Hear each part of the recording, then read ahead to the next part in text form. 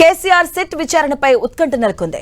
SIT విచారణకు కేసీఆర్ హాజరవుతారా లేదా అనే దానిపై సస్పెన్స్ కొనసాగుతుంది. కేసీఆర్ కు నోటీసులపై బీఆర్ఎస్ కోర్టును ఆశ్రయించే యోచనలో ఉన్నట్లుగా తెలుస్తుంది. ఇక ఇవాళ కోర్టుకు ఆశ్రయించబోతున్నట్టుగా సమాచారం.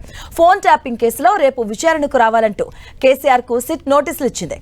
అయితే కక్ష సాధింపుల్లో భాగంగానే నోటీసులు ఇచ్చారని బీఆర్ఎస్ ఆరోపిస్తుంది.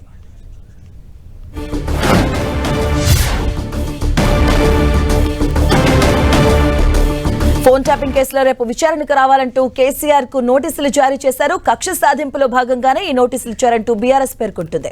దీనిపైన రేపు హాజరవుతారా లేదా అనేది ఇప్పుడు సస్పెన్షన్ గా మారింది. కేసీఆర్ సిట్ విచారణపై ఉత్కంఠ కొనసాగుతుందని చెప్పొచ్చు.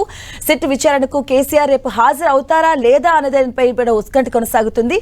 అయితే రేపు సిట్ విచారణకు రావాలంటూ కేసీఆర్ కు నోటీసులు జారీ చేశారు. అయితే మరోవైపు కూడా బీఆర్ఎస్ ఇది కక్ష సాధింపులో భాగంగానే కేసీఆర్ కు నోటీసులు ఇచ్చారంటూ కూడా బీఆర్ఎస్ ఆరోపణలు చేస్తోంది.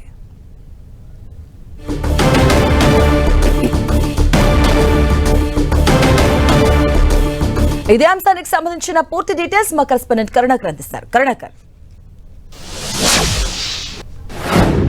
ఎస్ మాధవి, కేసీఆర్ ఫోన్ ట్యాంపింగ్ కేసులో విచారణకు హాజరవుతారా లేదా అన్నది నిన్నటి నుంచి కూడా ఉత్కంఠ నెలకొంది. ఎందుకంటే రెండోసారి కేసీఆర్కు నిన్న రాత్రి నోటీసులు జారీ చేశారు. ఈ నోటీసుల్లో ఆదివారం మధ్యాహ్నం 3 గంటలకు విచారణకు హాజరు కావాలని చెప్పి చాలా స్పష్టంగా నోటీసులో పేర్కొన్నారు. మొదటిసారి నోటీసు ఇచ్చినప్పుడు కేసీఆర్ చాలా స్పష్టంగా వ్యవసాయ క్షేత్రంలో అంటే ఎర్రవల్లి వ్యవసాయ క్షేత్రంలో విచారణకు హాజరవుతారని చెప్పారు. అక్కడికే సిట్ అధికారులు రావాలని చెప్పి విజ్ఞప్తి చేశారు. కానీ సిట్ మాత్రం ఏమాత్రం కేసీఆర్ విజ్ఞప్తిని పరిగణలోకి తీసుకోలేదు. సాంకేతిక పరమైన అంశాలను దృష్టిలో పెట్టుకొని నిబంధనల మేరకు ప్రొసీజర్ ఏదైతే ఎంక్వైరీ ప్రొసీజర్ ఉందో దాని మేరకు ఎర్రవల్లి వ్యవసాయ క్షేత్రంలో విచారించలేమని చెప్పి చాలా స్పష్టంగా చెప్పింది. కాబట్టి నేను నందినగర్ నివాసంలోనే విచారిస్తామని చెప్పి చాలా స్పష్టం చేసిన పరిస్థితి మనం చూస్తున్నాం. దీనిపై ఇప్పటికే కేసీఆర్ న్యాయనిపులతో సంప్రదింపులు జరుపుతున్నారు. విచారణకు హాజరవుతారా లేదా కోర్టును ఆశ్రయిస్తారా, ఇటువంటి అంశాలన్నీ కూడా కొంత ఉత్కంఠ రేపుతున్న పరిస్థితిని మనం చూస్తున్నాం. మొత్తం మీద బీఆర్ఎస్ శ్రేణులు మాత్రం కక్ష సాధింపు రాజకీయాల్లో భాగంగానే కేసీఆర్ను ఈ విధంగా నోటీసులు ఇచ్చి వేధింపుకు గురి చేస్తున్నారని చెప్పి ఆరోపిస్తున్నారు.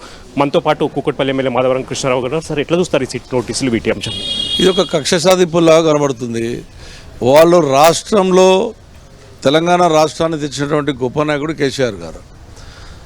ఎన్నో పోరాటం చేసినా, ఎంతోమంది ఉద్యమాలు చేసినా, ఎంతమంది చేసినప్పుడు కాలినటువంటి తెలంగాణ రాష్ట్రాన్ని తన ప్రాణాన్ని అడ్డం పెట్టి నా ప్రాణం పోయినా సరే నేను తెలంగాణ రాష్ట్రాన్ని తెస్తానని చెప్పినట్టు గొప్ప నాయకుడిని ఈ రోజున అధికారం వచ్చిందని కాంగ్రెస్ ఒక కక్ష సాధింపుల ద్వారా 10 సంవత్సరాలు చేసినట్టు అభివృద్ధి కార్యక్రమాలు కానివ్వండి, ప్రజలకు ఇచ్చిన హామీలే కానివ్వండి, ఎన్నో అభివృద్ధులు చేశాం.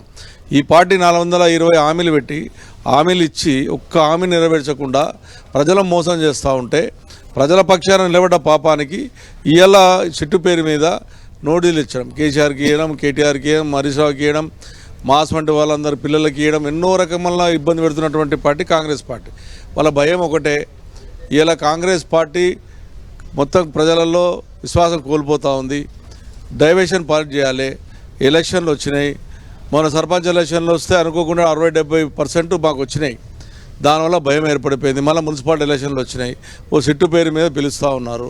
నేను ఒకటే చెప్తా ఉన్నాను, మీరు ఎన్ని సిట్టులు చెప్పినా, ఎంతమందిని పిలిచినా ఇక్కడ భయపడే పార్టీ కాదు, భయపడే టీఆర్ఎస్ పార్టీ కాదు, భయపడే తెలంగాణ ప్రజలు గారు. మీరు చేసిన మోసాలకు, మీరు చేసిన హామీలను నెరవేర్చేదాకా మీరు వదిలిపెట్టే ప్రసక్తి లేదు. కేసీఆర్ గారు రాష్ట్రాన్ని తెచ్చాడు. ఆయన పక్క రాష్ట్రంలో లేడు, మన రాష్ట్రంలో ఉన్నాడు. ఆయన ఫామ్ హౌస్లో ఉన్నాడు. నువ్వే 100 సార్లు చెప్తి, మీ ముఖ్యమంత్రి గారే 100 సార్లు చెప్పే ఫామ్ హౌస్లో ఉంటాడు అని. మేము ఫామ్ హౌస్కి వచ్చి మాట్లాడతామంటారు. మేము ఒకటే అడుగుతున్నాం, మీకు ఒక ప్రశ్న. సీతక్క 2 మంత్రులు వెళ్ళి సమ్మక్క సారక్క జాతర రమ్మన్నా లేదా? మరి సమ్మక్క సారక్క మీరు రమ్మంటారు, ఇక్కడ మళ్ళీ మా ఇబ్బంది పెట్టే ప్రయత్నం చేస్తారు, మా కేసీఆర్ని ఇబ్బంది పెడతారు. రేపు పొద్దున మా సమ్మక్క సారక్కకి వెళ్ళాలి కదా, మా సారు వెళ్ళాలంటే వెళ్ళనీయకుండా. నెక్స్ట్ ఏంటంటే రేపు మున్సిపల్ ఎలక్షన్లో తిరగనీయకుండా. మున్సిపల్ ఎలక్షన్ తిరిగితే ఎక్కడ మన బండారం బయట పడుతుంది, ఒక భయం. సమ్మక్క సారక్క దగ్గరికి పోతే అమ్మవారు మొత్తం పుష్కలంగా కేసీఆర్కి ఆశీర్వదిస్తుందని ఒక భయం. ఇవన్నీ కూడా మీరే రమ్మంటారు, మీరే చేస్తారు, మీరే 2 మంత్రులను తోలుతారు. సమ్మక్క సారక్క జాతర రమ్మని ఆహ్వానిస్తారు. ఇవాళ ఒక సిట్టు పేరు మీద మీరు సిట్టు పేరు మీద ఓకే ఇచ్చావు, మేము రానికి సిద్ధం, మా కేసీఆర్ వచ్చిండు, హరీష్ రావు వచ్చిండు, మీరు పిలిచిన వాళ్ళు అందరం వచ్చాం. ఇవాళ కేసీఆర్ గారు అడిగింది ఏంటి? నా ఫామ్ హౌస్కి వచ్చి రండి, విచారణ జరిపించుకోమని అంటున్నారు. మేము హైదరాబాద్లో చేస్తాం, హైదరాబాద్ తప్ప మేము ఎక్కడ చేయం అనే మాట మీరు మాట్లాడుతున్నారంటే ఇది ఒక కక్ష సాధింపు చర్య అనేది పూర్తి ఉంది.